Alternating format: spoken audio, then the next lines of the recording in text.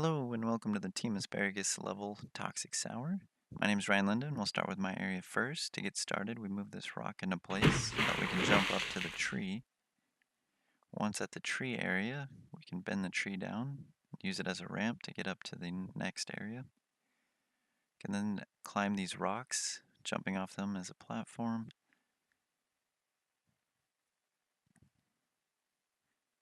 Once here, we'll climb under the rocks and the logs to get to our next little puzzle. Once we move the rock into place, we can jump off of the boulder that's jutting out.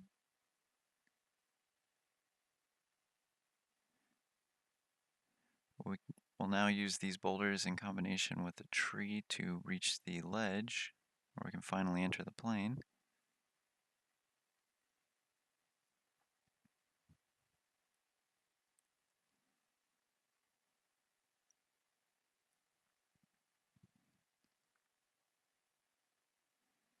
And now we can climb into the plane's underbelly.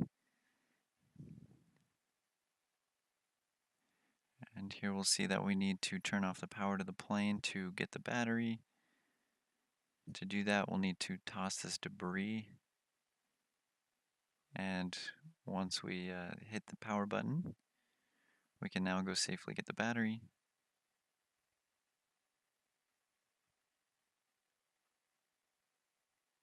And now that we have the battery, we're able to exit the plane. And the player will see that to exit this area, we'll need to use the power line as a zip line. So we'll get the zip line handle and the ladder, which we'll set up.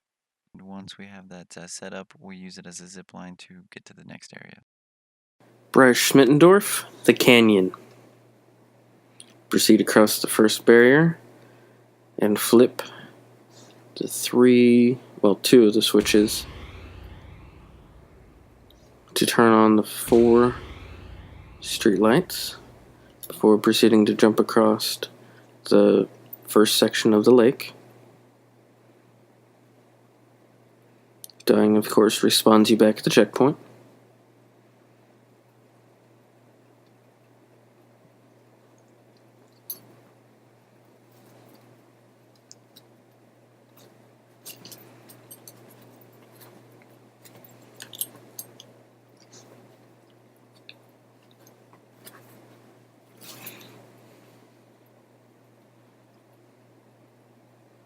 And then we stack a box to climb onto the roof.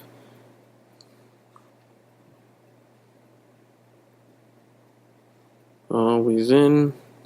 Dodge turret fire while jumping across a different section of the lake. We have to move a box here to get on top of the last crate.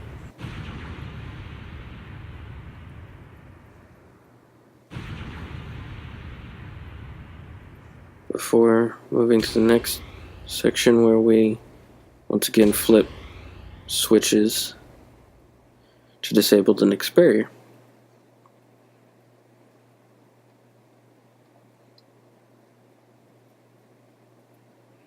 Then we proceed through this next turret-filled area.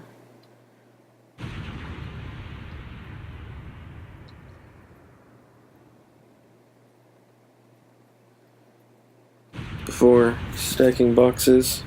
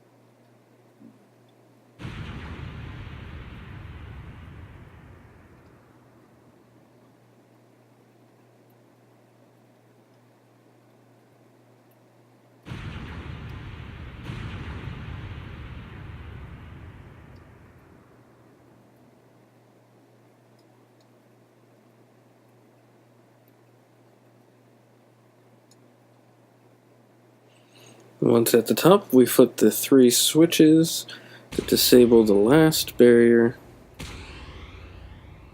And then we proceed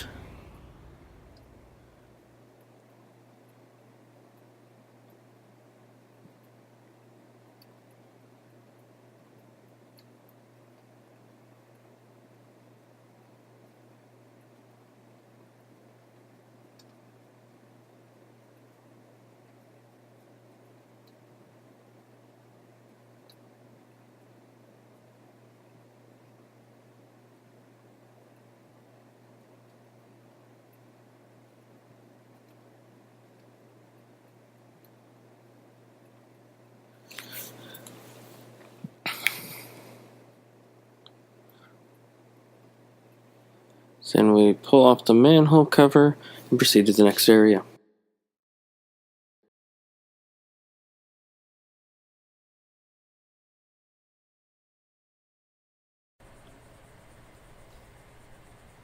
Hello everyone, this is Eric Latanzio, and we're about to get into my level, the Fleshburn Lake here. And I'm just going to kind of point out some of the changes I've made since Alpha. And so I've added a few more vines here, just to give it a little bit more difficulty. And we can go along here, still got to crouch. And a couple more vines here, we got to move out of the way.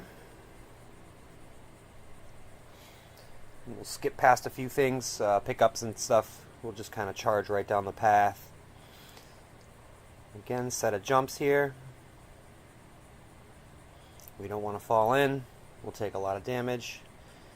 This little cave section. There's a bunch of stuff in here we can find. If we move right along, we'll trigger the cutscene. This will show the player the front of the facility, as well as the door they're going to have to try and unlock. There we go. Another set of jumps with some vines we got to move. I added a few more vines here as well. Made the platforms a little bit smaller, a little bit more difficult. And clear those out.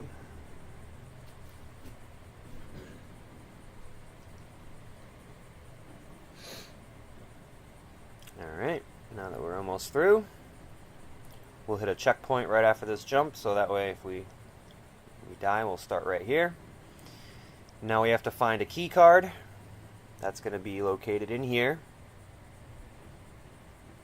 We can pull this door off with the grabnel. Grab the key. Now the key unlocks this panel here and other things in the level.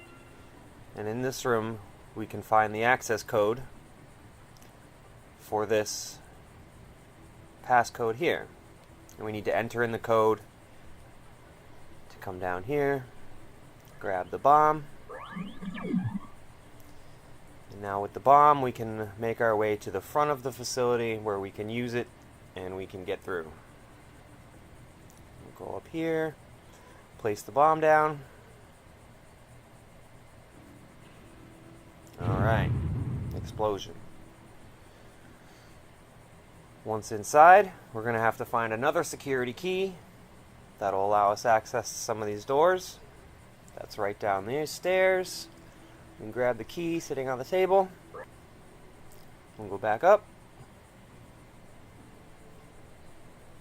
That key will unlock this right here.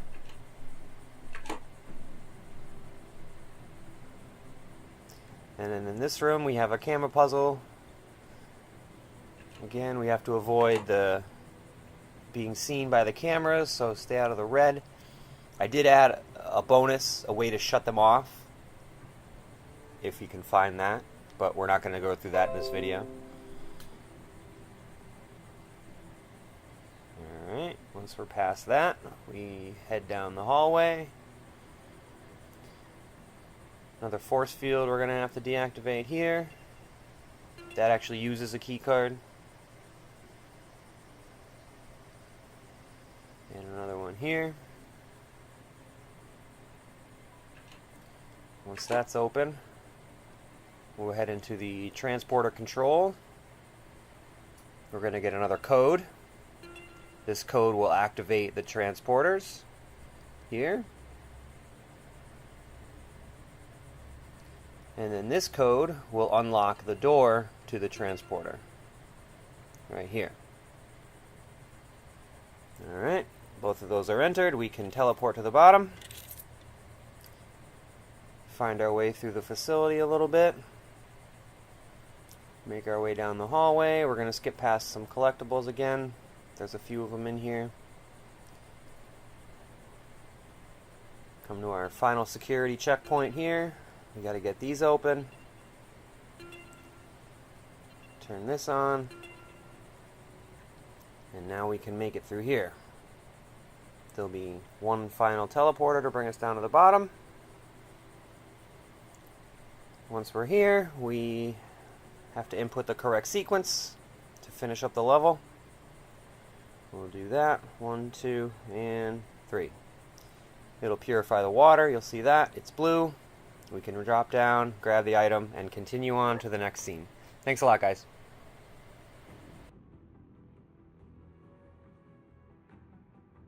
Hi, this is Ashley Rivas, and this is my level, the Perseus facility. Here the player is moving into the main facility where they are introduced to the up-downer for the first time. This is the featured asset for this level, and it appears more than once. It's powered on by a battery nearby, and the player can then activate it to raise them up and down near a platform. There the player picked up a scrapper log, which then shows a bit of text on the UI element that is a remaining log from someone who's been here before. The player can then activate the door using the flashlight panel. The player then moves into the rest of the facility, which then seals behind them, trapping them inside.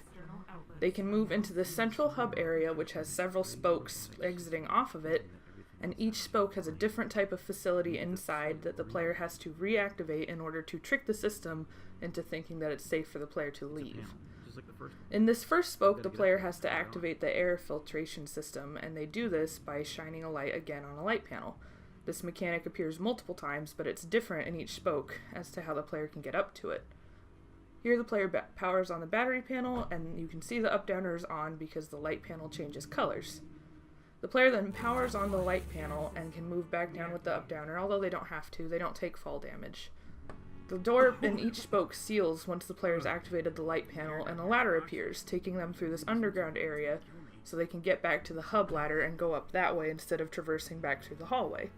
They do take damage down here. Here the player is moving through the second spoke. They can continue picking up scrapper logs, which display different types of text. In here the acid pickup is introduced, which can be used to destroy certain objects in the room so the player can find collectibles, or in this case the battery, to power the up-downer. Once the player has powered the up-downer, they can move over onto it and then be lifted up to the second platform. The flashlight introduction here is the same as previously, but it's a little trickier to get up to it. The player can then move back down to this lower area again, taking damage, but their path is illuminated with those tall yellow glowing beacons. These lead them back to the hub ladder, which stays persistently once the player has unlocked at least one of the spokes. The player can then move back into the last spoke, in this case spoke 3. The spokes do not need to be completed in any particular order. The player can crouch down to get under these pipes and pick up another scrapper log on the way. In this spoke, they need to find animal DNA in order to activate the terminal, which will activate the light panel. They have to first find the battery, which is hidden under the box, to power on the up-downer.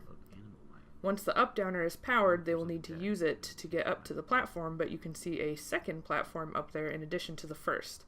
So they have to bring a crate with them, or they can go back down and get the crate later, in order to jump up to that second platform. Only the wood crates can be used with the up-downer. The steel crates found later cannot be used. Once the player has the animal DNA, they can go and access that panel. They power on the light panel with their flashlight, and again use the ladder to traverse through the lower area. The damage taken down here is not substantial, so that the player can take a bit of an opportunity to explore, but they are limited to the specific path underneath the hub. Now that all 3 spokes are activated, the player can be brought back up into the hub room where the hub terminal is now unlocked.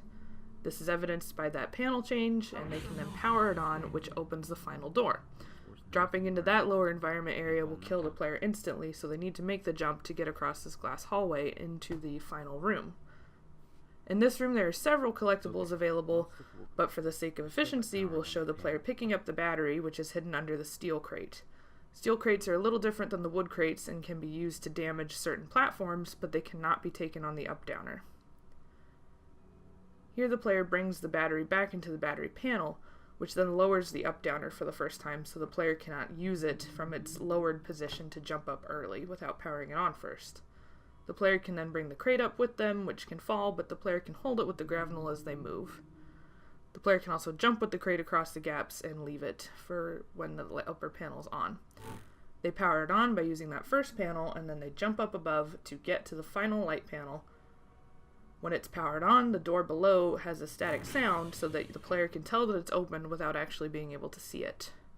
The player can then move into the next room, which utilizes the steel crates to destroy those platforms. Only the steel crates can be used to do this. The wood crates will not have any effect.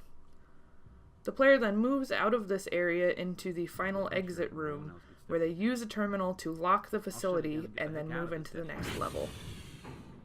Here the player approaches an elevator, which they then use to get from my level into Jacob's level.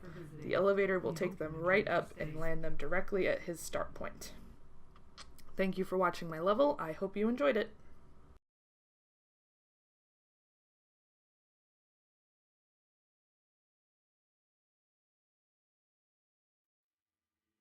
Alright, so this is my level, Industrial Hazard by Jacob Anzalone.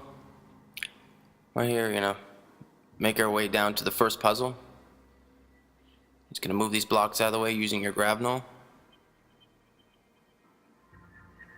Or you can just jump on these blocks to get up into it. Either way, you need to get inside. From here, you're gonna grab the first gas mask. And open this garage door and follow the blue lights. They help guide the player through the fog, gas. You can make your way down here. You get into this little room. Some collectibles in here. You go into the back garage here. Moving these blocks with your grapnel or pushing them. You're grabbing the first C4 explosive. Running through the disgusting water of the sewer. Turn this generator, it blows a fuse, and it causes electricity to swarm through the water. And you have to look for a fuse, which is right in the back of this truck.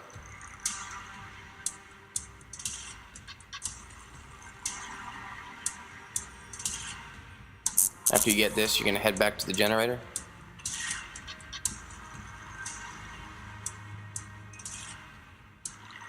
Insert it, which turns on the console, or the gate switch anyway. Then you can open that up. Make your way into this area. Which, now I need to respond because the gas took you out. You gotta watch out for your health.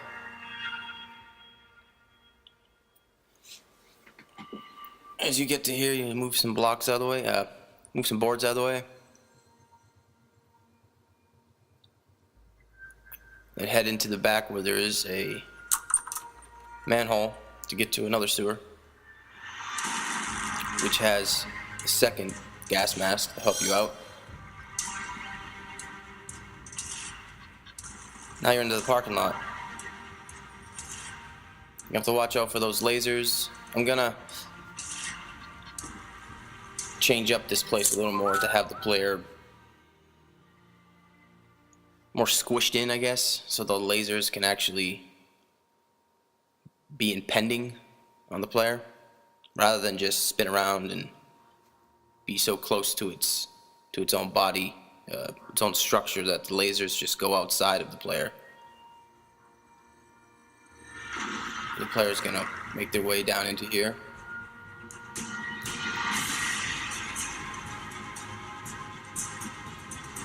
And after this, little ramp falls and the player can come up, grab the valve that's up here, which that can be used for the steam room.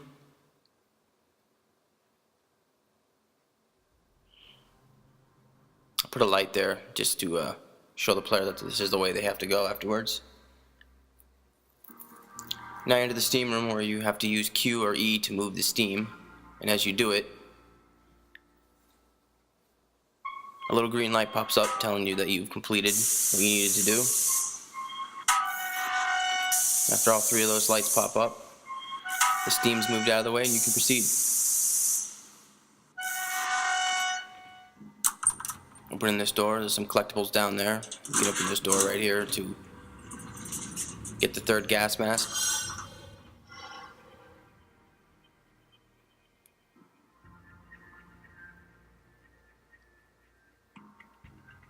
Moving these boards out of the way.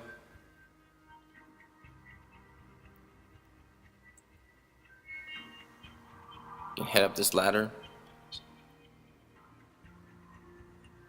Some collectibles in there. You have to watch out for the steam because the steam can hurt you. I put damage volumes on the steam in here.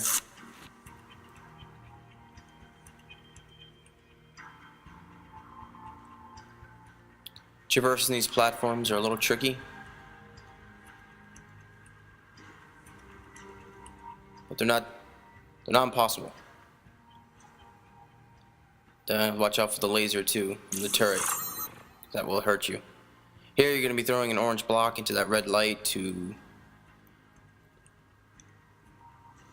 turn on the power, which will drop that platform right in front of you. Helping you get to the other side.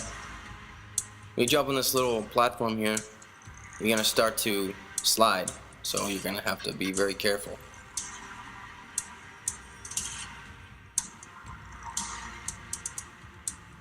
This jump is a little tricky.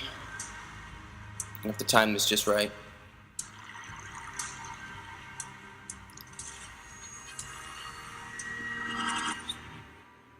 Crouch under here.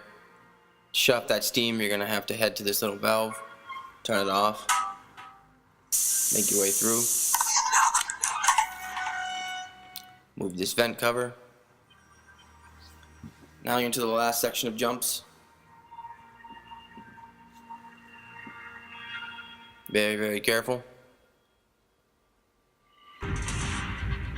Now that you're up here, you get the last C4. Put the C4 on the wall. And detonate the wall, causing all that debris to come down. And you have completed the level.